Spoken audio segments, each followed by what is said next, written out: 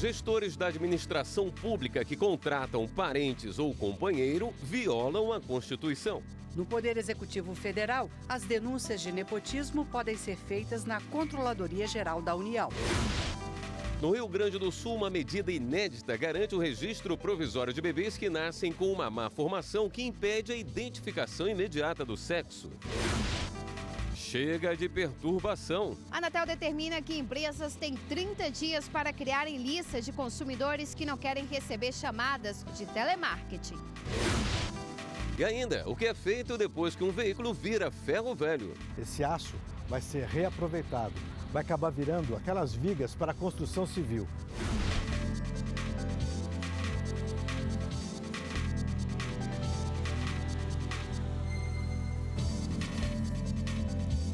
Olá, boa noite.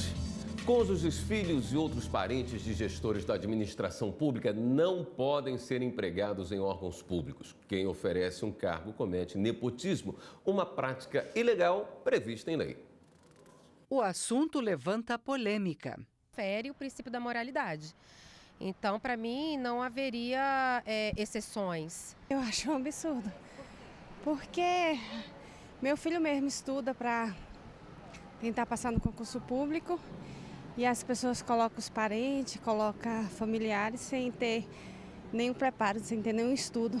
No Distrito Federal, a Controladoria Geral analisa 14 denúncias de nepotismo no Executivo, sendo que 6 foram recebidas este ano. Os denunciados têm vínculos como pai e filha, irmãos, mãe e filho e trabalham em secretarias, autarquias e administrações regionais. A administração pública direta e indireta de qualquer poder da União, dos estados, do Distrito Federal e dos municípios obedecerá aos princípios de impessoalidade, moralidade e igualdade. O Decreto 7.203 de 2010, conhecido como a Lei do Nepotismo, veda a prática na administração pública federal. E a súmula vinculante número 13 do Supremo Tribunal Federal afirma que a nomeação de parentes, cônjuge ou companheiro viola a Constituição. A súmula não se aplica a cargos políticos. Quando a súmula estabelece a regra anti-nepotismo, ela apenas trata de cargos de natureza administrativa, eis que regulamentou o caput do artigo 37 da Constituição, especialmente em relação ao princípio da impessoalidade. No Poder Executivo Federal, as denúncias de nepotismo podem ser feitas na Controladoria Geral da União. Não é necessário se identificar. A Controladoria checa a informação no órgão onde a irregularidade teria ocorrido. Se for comprovada, a CGU faz a notificação e acompanha o andamento da exoneração. E se nada for feito, penaliza o responsável, que pode sofrer uma ação de improbidade administrativa. A proibição ao nepotismo é para valorizar a competição, para que os mais capacitados ocupem os cargos. É a chamada meritocracia. A meritocracia pressupõe que venham para trabalhar como servidores públicos pessoas qualificadas, pessoas que são recrutadas mediante concurso público, que têm uma boa formação técnica, que têm a capacidade de prestar o melhor serviço à sociedade como servidor público. A Procuradora-Geral da República, Raquel Dodge, defendeu a competência do Supremo Tribunal Federal para investigar o suposto crime de lavagem de dinheiro pelo senador Fernando Collor de Mello, relativos à possível aquisição patrimonial ilícita de um prédio inacabado em Maceió, Alagoas. Em parecer enviado ao Supremo, a procuradora sustenta que os fatos têm relação com o exercício do cargo e com as funções desempenhadas pelo parlamentar, mantendo assim a prerrogativa de função perante ao Supremo. No documento, a Procuradora-Geral também destacou as apurações de ação penal contra o senador por envolvimento na organização criminosa implantada na Petrobras entre 2010 e 2014. Na ação, o parlamentar é acusado de peculato, corrupção ativa e passiva e lavagem de dinheiro. A Justiça do Rio Grande do Sul adotou uma medida inédita no país. Ela permite o registro provisório de bebês que nascem com uma má formação que impede a identificação imediata do sexo. O registro civil com a atribuição de nome é direito de personalidade, ligado à dignidade da pessoa humana. Um documento indispensável. Os pais sonham com o momento de registrar os filhos. Muitas vezes, um longo tempo é dispensado na escolha do nome. Mas quando recém-nascidos apresentam a chamada ADS, anomalia de diferenciação sexual, a história se complica. Antes mesmo, né, do paciente conseguir fazer a investigação, nós tínhamos inclusive o problema do transporte dos pacientes que vinham do interior, né? Então, um paciente que não é registrado, ele não pode ser transferido, porque ele não é uma pessoa ainda, ele não é uma pessoa perante a sociedade, porque ele não está registrado, né? Então, além disso, né, nós tínhamos as dificuldades também relacionadas às licenças, né, maternidade e paternidade, que os pais não podiam usufruir desse benefício, porque a criança não estava registrada. Cerca de 30 crianças por ano nascem com a anomalia no Rio Grande do Sul. A estimativa é do Programa de Anomalias da Diferenciação Sexual do Hospital de Clínicas de Porto Alegre. Nesses casos, para se definir o sexo da criança, é preciso pelo menos 15 dias de exames médicos e, em alguns casos, intervenção cirúrgica. O impasse era justamente como registrar os bebês antes de obter esses resultados. Conforme a literatura médica, a ADS é uma condição de bebês que apresentam genitália indiferenciada, o que impede a imediata definição do sexo da criança. Todos nós, até a 7ª ou 8ª semana de vida, nós temos uma genitália tanto externa, né, que seria o pênis, a vagina, né, o clitóris, a bolsa escrotal, e a genitália interna, que nas mulheres são o útero e as trompas, ela é basicamente a mesma para os dois sexos.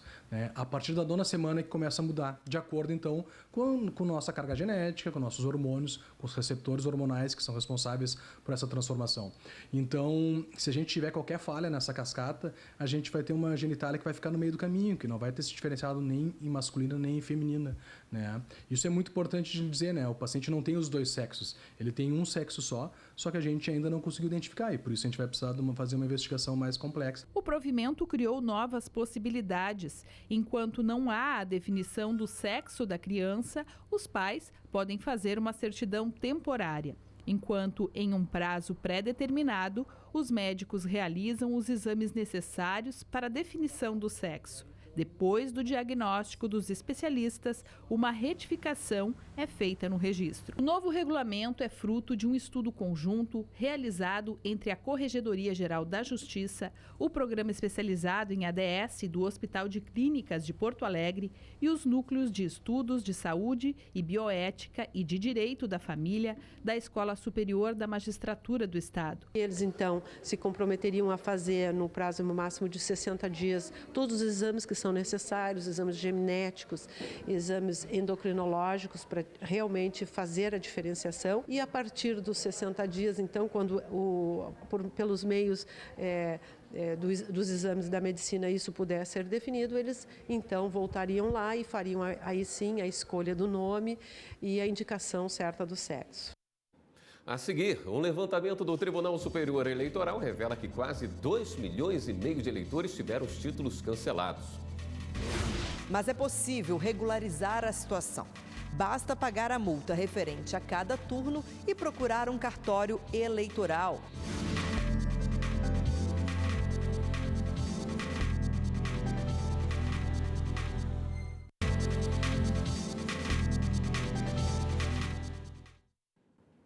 As empresas de telecomunicações têm até o mês que vem para criar uma lista com os nomes dos clientes que não querem receber ligações de telemarketing. Você já recebeu ligações de empresas vendendo produtos ou serviços? Elas ligam sempre e várias vezes no dia. Ninguém gosta de receber essas ligações. Eu acho horrível, né? Olha, porque é inconveniente, né? Mesmo que você reclame para que não ocorra, que um registro, que você não tem interesse, eles insistem. Muitas das vezes é inconveniente e num horário inapropriado. A maioria você está numa reunião, você está no trabalho, você está na correria da vida. E muitas das vezes você não quer ser deselegante e você acaba sendo. Segundo o levantamento de um aplicativo sueco, os brasileiros recebem em média 37 ligações de telemarketing por mês. A boa notícia é que isso pode acabar. A Agência Nacional de Telecomunicações, a Anatel, deu um prazo de 30 dias para que as empresas façam uma lista com o nome de todos os clientes do país que não querem receber essas chamadas de telemarketing. A medida inclui as companhias de telefonia, TV por assinatura e internet. De 2016 a 2018, a Anatel recebeu 83 mil reclamações de pessoas incomodadas com esse tipo de ligação. Até maio deste ano, o número já chega a quase 14 mil notificações. A agência também informou que as chamadas de telemarketing, só para oferecer serviços de telefonia, internet e TV por assinatura, variam de 30% a 40%. Os consumidores que registrarem seu número de acesso como não desejando receber chamadas de telemarketing, caso recebam, eles podem registrar uma reclamação na Anatel. A Anatel tem call center, tem um atendimento pela internet, que é o anatel.gov.br/consumidor, e também um aplicativo. O consumidor deve registrar sua reclamação e a Anatel vai acompanhar para ver se as prestadoras estão cumprindo ou não a regra que está estabelecida daqui a 30 dias. Este advogado explica que a medida vai ao encontro do Código de Defesa do Consumidor, além de uniformizar o tema em todo o país. Inclusive, já tem alguns estados que têm lei estadual que prevê essa possibilidade de ter um cadastro de não perturbe para que o consumidor encaminhe o seu número e diga: olha, eu não quero que meu número receba nenhum tipo de publicidade, seja de quaisquer serviços, seja de telecom, seja de planos de saúde, de bancos, financeiras, enfim. O consumidor já tem essa possibilidade. Só que isso depende de estado para estado. Como são leis estaduais, ela só tem abrangência naquele estado em que ela foi aprovada. Nesse sentido, agora, a Anatel ela amplia o espectro dessa realidade, porque passa a ter valor em todo o território nacional. Homens jovens, solteiros e com baixa escolaridade. Esse grupo forma a maioria dos eleitores que tiveram o título cancelado por não votarem nos últimos 3 turnos das eleições. Levantamento do Tribunal Superior Eleitoral aponta que dos quase 2.500.000 títulos cancelados, aproximadamente 55% pertencem a eleitores homens. As mulheres representam 45% do total. 773 documentos cancelados são de eleitores que não informaram o gênero. Em relação ao grau de escolaridade, a maioria é de eleitores com ensino fundamental incompleto, seguido daqueles com ensino médio incompleto. Já quanto ao estado civil, os solteiros representam a grande maioria. E em relação à faixa etária, eleitores com idade entre 25 e 29 anos lideram o ranking daqueles que tiveram o documento cancelado. A estatística também aponta que São Paulo é o estado com maior número de cancelamentos, mais de 674 mil, seguido do Rio de Janeiro e de Minas Gerais. O que há em comum entre esses eleitores é que todos faltaram aos últimos 3 turnos das eleições e não justificaram a ausência. Mas é possível regularizar a situação. Basta pagar a multa referente a cada turno e procurar um cartório eleitoral. Para isso, é importante não ter nenhuma outra pendência com a Justiça Eleitoral. No portal do TSE, o www.tse.jus.br, é possível verificar se o eleitor está em dia com a Justiça Eleitoral. Basta clicar em Situação Eleitoral e informar o número do título. A consulta é gratuita e rápida. É importante lembrar que, sem o título, o eleitor não pode tirar passaporte nem documento de identidade, além de ficar impossibilitado de assumir cargo público, renovar matrícula em instituição de ensino e obter empréstimos. O Superior Tribunal de Justiça manteve a suspensão de cumprimento de sentença contra o Instituto Previdenciário sob intervenção federal. Ao negar recurso especial dos credores, a terceira turma seguiu o entendimento já fixado pelo STJ, que estabelece a suspensão do cumprimento de sentença em caso de intervenção federal. A ação de cobrança foi ajuizada contra a Portos Instituto de Seguridade Social. Em primeira instância, o juiz determinou a suspensão do processo. A decisão foi mantida pelo Tribunal de Justiça de São Paulo, que entendeu que o prosseguimento, além de infringir a lei, poderia beneficiar determinados credores em prejuízo de outros. Por meio de recurso especial aqui no STJ, os autores da ação alegaram que a suspensão das execuções em curso é medida extrema, a ser adotada apenas nas hipóteses de liquidação extrajudicial, mas não nos casos de intervenção. A ministra Nancy Andrighi, relatora do recurso especial, destacou que a suspensão da cobrança, em caso de intervenção federal, está prevista em lei. Ainda segundo a ministra, uma lei complementar prevê que os dispositivos utilizados em caso de intervenção em instituições financeiras valem para a entidade previdenciária. A relatora do recurso fez uma ressalva. A terceira turma, a fim de evitar a suspensão indefinida das execuções, fixou o entendimento de que regime de suspensão deve ser sempre excepcional, já que não existe intervenção permanente. A seguir, vamos mostrar o que pode ser feito depois que veículos viram ferro velho. Algumas carcaças ajudam até os bombeiros no treinamento de resgate a vítimas de acidentes de trânsito.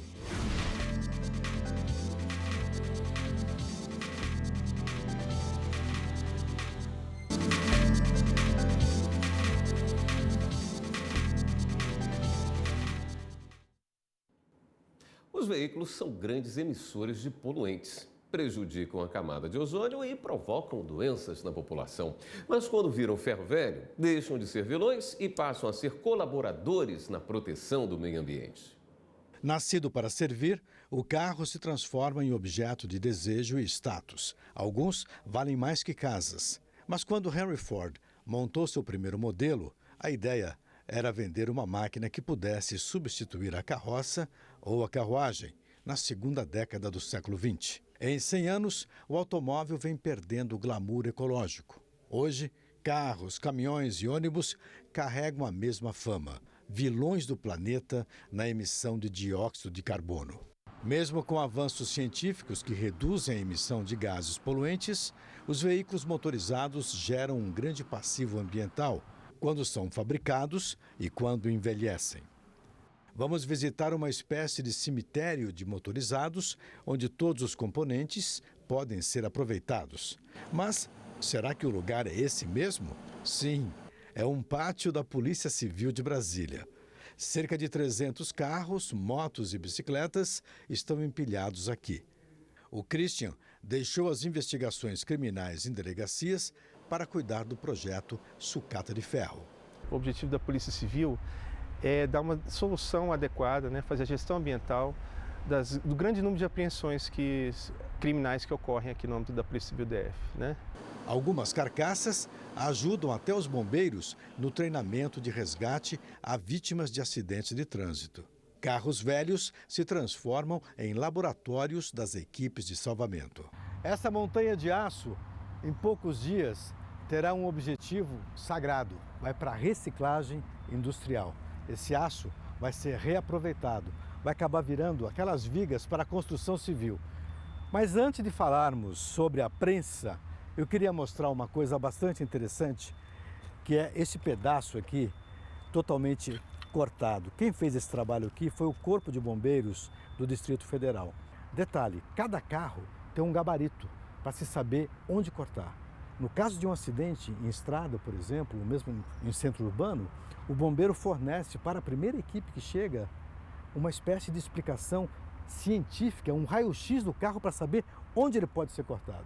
De suma importância destacar, eu acho, é a questão do valor social que se agrega com esse projeto. Não só a questão da destinação ambientalmente correta, mas essa parceria que eu sei que nosso estado tem, salvo engano, Rio Grande do Sul também já está fazendo isso, de empréstimo dessas sucatas ferrosas antes do efetivo processamento para treinamento de corpo de bombeiros. Para ocupar um lugar nessa montanha, cada veículo passa por um processo administrativo de cerca de 2 anos. Checa-se tudo: documentos, propriedade, chassi, número do motor. Os veículos adulterados, sem dono, morrem aqui. O Distrito Federal começou com reciclagem de sucata policial em 2014. Foi a primeira iniciativa em território nacional a ter a Polícia Civil como cabeça de um projeto ambiental. Detrans e Polícia Rodoviária Federal já trabalham com sucata há muito mais tempo. Christian se sente orgulhoso quando olha a montanha de aço que vai voltar para a fundição e ser transformada em vigas para a construção civil. Mas para entrar na linha de produção, todos aqui usam a força bruta da pedrita. Essa é a prensa, apelidada carinhosamente de pedrita, que faz o trabalho de compactação de toda a sucata ferrosa dos carros e das motos que nós vimos naquela pilha ali atrás. Agora vamos mostrar como ficam Os fardos, na verdade, são blocos, né? Olha aqui, ó. O carro inteiro está aqui. O carro todo está aqui. Vidro, lanterna, buzina, bomba de água, bomba de óleo, olha a tubulação aqui e até pneu. Esse detalhe aqui é interessante. Alguém poderá pensar, pô, mas o pneu depois daquilo vai poluir o meio ambiente. Na verdade, não. A empresa que venceu a licitação é obrigada a separar todos os outros resíduos sólidos até o metal ficar totalmente isolado antes de entrar na usinagem. E esse pneu aqui, ele acaba sendo descartado porque o metal ferroso, ele é imantado por um grande equipamento e só vai ficar o aço e o ferro. A borracha vai ser separada e destinada para o descarte devido. É um trabalho especial para a limpeza do meio ambiente e uma ajuda social. Como já sabemos, cada item separado será reciclado em segmentos industriais diferentes. Extintores de incêndio e baterias, por exemplo, são retirados antes da sucata cair nas garras da pedrita. Apesar de todos os benefícios gerados no transporte de pessoas, o carro vem perdendo espaço em cidades europeias. Oslo, por exemplo, tinha uma descarga de 62% de dióxido de carbono. A metade vinha dos veículos a motor de combustão. Mas, desde janeiro de 2019, a vida mudou por lá. O centro da cidade não permite mais a presença dos veículos. A saída para as pessoas foi voltar para as duas rodas. Assim, a capital norueguesa acabou sendo a primeira no mundo a banir os carros no perímetro urbano. No Brasil, ainda dependemos bastante das quatro rodas, mas crescem os projetos de transportes sustentáveis, individuais ou compartilhados. Agora é hora de dar um giro na rede para saber das últimas notícias.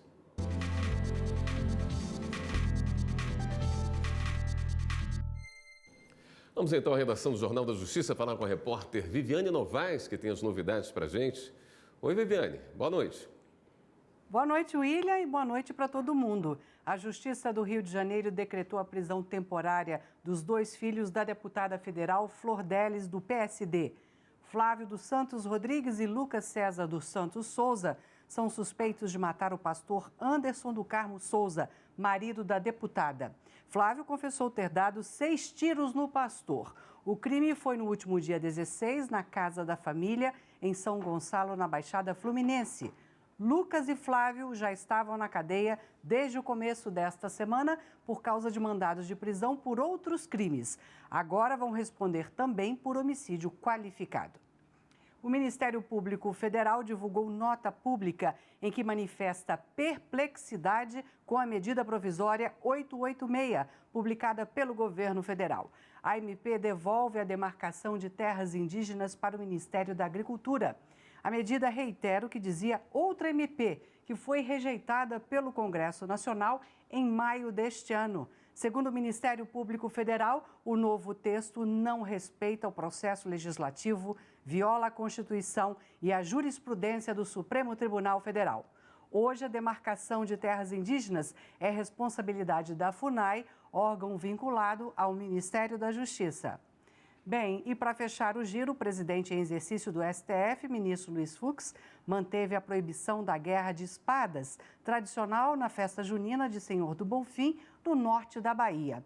A prefeitura alegava que a proibição prejudicava a economia do município, mas o ministro repetiu uma medida da ministra Carmen Lúcia em maio do ano passado, reafirmando o risco de morte para os praticantes da guerra de espadas. É isso. Todas as notícias do Jornal da Justiça estão na página TV Justiça Oficial, lá no YouTube. Voltamos agora ao estúdio. Obrigado, Viviane. E o Jornal da Justiça, segunda edição de hoje, fica por aqui. Obrigado pela sua companhia. A gente se vê amanhã. Até lá.